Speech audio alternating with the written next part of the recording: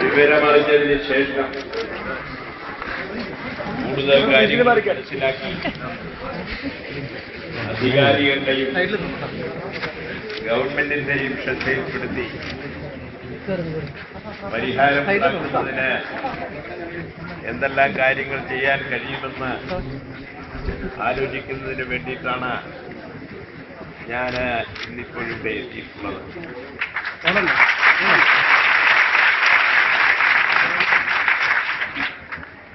ലേക്ക് ഷോറിൽ മാത്രമല്ല,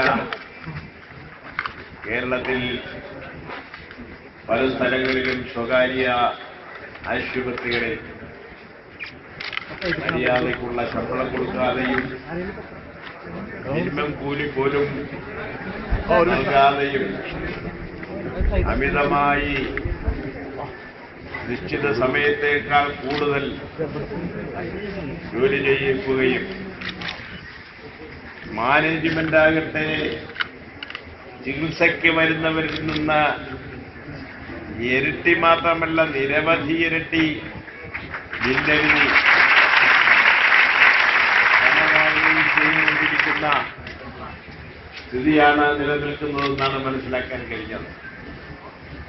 ഈ നീതികെട്ട സമീപനത്തിന് നിയന്ത്രണം ഉണ്ടാക്കേണ്ടത് ഗവൺമെന്റ് അധികാരത്തിലിരിക്കുന്ന ഗവൺമെന്റ് ചുമതലയാണ്. ഗവൺമെന്റ് അടിയന്തരമായി ഈ പ്രശ്നത്തിൽ ഇടപെടുകയും നഴ്സുമാരുടെയും മറ്റ് ജീവനക്കാരുടെയും ആവശ്യങ്ങൾ എന്തെന്ന് പരിഗണിച്ച് കേരളത്തിൽ നീതിരഹിതമായ നിലയിൽ മാനേജ്മെന്റ് പ്രവർത്തിക്കുന്നത് നിയന്ത്രിക്കാനും തടയാനും ആവശ്യമായ നടപടി കൈക്കൊള്ളുകയാണ് വേണ്ടത്. നിങ്ങളുടെ പ്രതിനിധികൾ ഇന്ന് രാവിലെ എന്നെ വന്ന് കണ്ട് വിവരങ്ങൾ ധരിപ്പിക്കുകയുണ്ടായി. അവർ ചില മെമ്മറാണ്ടങ്ങളും എനിക്ക് നൽകി. അത് ഫോർവേഡ് ചെയ്ത് ഞാൻ ഗവൺമെന്റിനും തൊഴിൽ വകുപ്പ് മന്ത്രിക്കും അതേപോലെ തന്നെ മാനേജ്മെന്റിനും കത്തയക്കുന്നതാണ്. അതേപോലെ തന്നെ നിങ്ങളുടെ പ്രശ്നത്തിൽ അടിയന്തരമായി ഇടപെടുവാൻ ലേബർ ഡിപ്പാർട്ട്മെന്റിന് നിർദ്ദേശം നൽകാനും മന്ത്രി തന്നെ സ്ഥലം സന്ദർശിച്ച് സ്ഥിതിഗതികൾ മനസ്സിലാക്കി അടിയന്തരമായി നടപടി സ്വീകരിക്കുന്നതിനും അവരെ ഞാൻ അറിയിക്കുന്നതാണ്. സംഘടിതമായ നിങ്ങളുടെ സമരം അവഗണിക്കാനും പ്രശ്നങ്ങളിൽ നിന്നും കണ്ടില്ലെന്ന് നടിക്കാനും ഒരു മാനേജ്മെന്റിനും കഴിയുകയില്ല. അതുകൊണ്ട്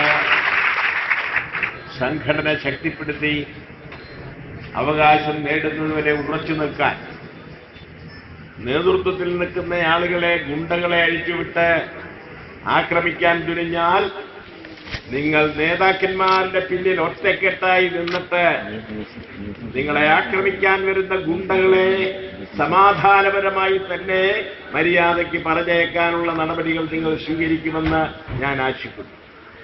ആ നിലയിൽ തികച്ചും സമാധാനപരമായി നിങ്ങളുടെ ആവശ്യങ്ങൾ നേടിയെടുക്കുവാൻ വേണ്ടി ഉറച്ചു നിന്ന് പൊരുതണമെന്ന് നിങ്ങളോട് വിനീതമായി അഭ്യർത്ഥിച്ചുകൊണ്ട് ഞാൻ അവസാനിപ്പിക്കുന്നു.